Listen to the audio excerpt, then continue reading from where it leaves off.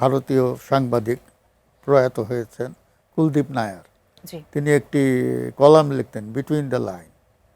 অর্থাৎ আমরা যা দেখি বা যা পড়ি বা যা শুনি তার বাইরেও অনেক কিছু উজ্জ্বল থেকে যায়, ওটাই হচ্ছে বিটুইন দ্য লাইন।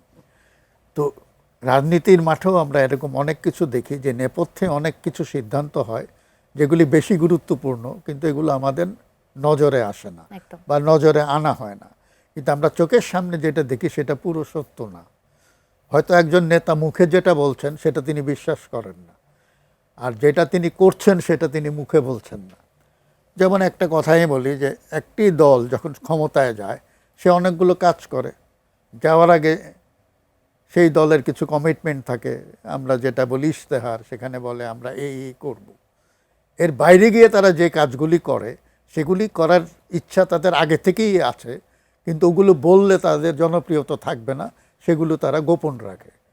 সেই গোপন এজেন্ডাটাই তারা পরবর্তীতে বাস্তবায়ন করে, তাই না? তো এরকম আমরা অনেক দেখেছি যে কাজের জন্যে নির্বাচনে তার ম্যান্ডেট নাই সেই কাজটা তারা সরকারে গিয়ে করছে, আর যেটার ম্যান্ডেট আছে সেটা ঠিক মতন করছে না। এখন ধরুন আমি একটা কথা বললাম, ইভেন ম্যানিফেস্টো তো যেগুলো বলে সেগুলো ভাষা বিশ্বাস থেকে বলে না। একটা কাজ হয়তো বলে যে আমরা এই করব, একটা মুখরোচক কথা আছে, শিক্ষা ব্যবস্থা নিয়ে আমাদের নানান রকমের কথাবার্তা আছে। এবং আমরা সবাই জানি যে আমাদের শিক্ষা ব্যবস্থা ধ্বংস হয়ে গেছে। এই যে আমাদের একজন শিক্ষামন্ত্রী আছেন, সকালে এক কথা বলেন, বিকালে এক কথা বলেন, অপ্রয়োজনীয় কথা বলেন এবং বাগাড়ম্বর করেন। এগুলি সবই মানে এগুলো শুনতে শুনতে আমাদের কান ঝালাপালা হয়ে যায়। এত কথা বলার তো দরকার নেই, কাজ করতে হবে। আমাদের শিক্ষা ব্যবস্থাটা ধ্বংস হয়ে গেছে। আমাদের প্রাইমারি এডুকেশন থেকে শুরু করতে হবে। আমি একটা উদাহরণই দিই, তো আমাদের প্রাইমারি স্কুলে ভালো শিক্ষক লাগবে। আমাদের কোথাও স্কুলে শিক্ষকতা নাই, ক্লাস হয় না, টিচাররা সবাই কোচিং করে এবং সবাই বেতন ভাতা নেয়। আপনি জানেন অনেক রাজনৈতিক নেতা আছে যারা বিভিন্নভাবে টাকা উপার্জন করে, তারপরে কিছু দান খয়রাত করে, গ্রামে মা বাবার নামে বা নিজের নামে একটা স্কুল বানায়। তারপরে সে তার দলের মাধ্যমে তদবির করে ওই স্কুলটাকে এমপিওভুক্ত কিভাবে করা যায়, মানে পাবলিকের টাকা নেওয়া। কিছুদিন আগে আপনি দেখলেন যে এমপিওভুক্ত টিচাররা আন্দোলন করেছে কি তাদেরকে সরকারি মানে চাকরির মর্যাদা দিতে হবে।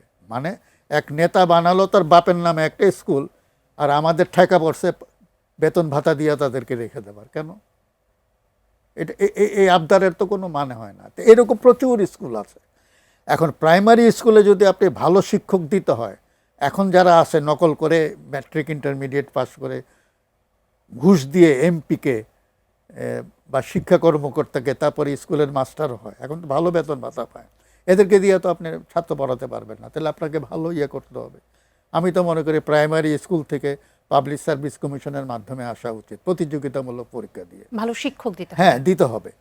সেটা দিলে আপনি রাতারাতি করতে পারবেন না, তাইলে আপনাকে অ্যাটলিস্ট 10 বছরের একটা ক্র্যাশ প্রোগ্রাম নিতে হবে। তাইলে আমাদেরকে ওইটার কি বলবো যে একটা পথরেখা দরকার, তাই না? যে আমি আজকে এটা শুরু করব, তাহলে আমাদের প্রাইমারি স্কুলের ট্রেনিং ইনস্টিটিউট যেগুলো আছে সেগুলো ঢেলে সাজাতে হবে, প্রশিক্ষক ভালো করতে হবে, তারপরে আপনি ছাত্র পাবেন শিক্ষকের ট্রেনিং দেওয়ার জন্য, তারপরে তারা যাবে। তো এই কাজগুলো করতে হবে।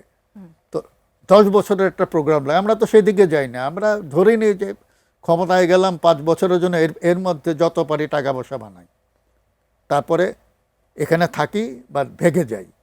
আমাদের 55 বছরের ইতিহাস কিন্তু এটাই।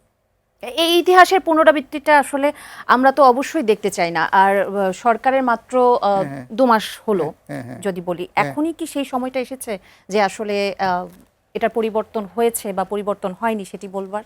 না, পরিবর্তনের সূচনাটা তো করতে হবে, তো সেই জন্য তো একটা কমিটমেন্ট লাগবে।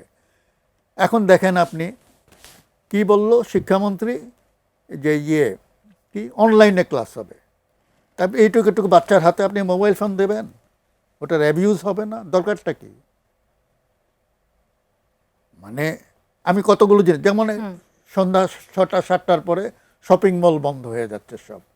আপনি নান রুটি কাবাব বিক্রি করতে পারবেন রাত 12টা পর্যন্ত, কিন্তু বইয়ের দোকান বন্ধ হয়ে যাবে 7টায়। আপনি চান যে মানুষ কাবাব খাক কিন্তু বই না পড়ুক, এই যে কতগুলো মানে তগলুকি কাণ্ড এরা করে, যে কোনটার প্রয়োজন বেশি কোনটার প্রয়োজন কম।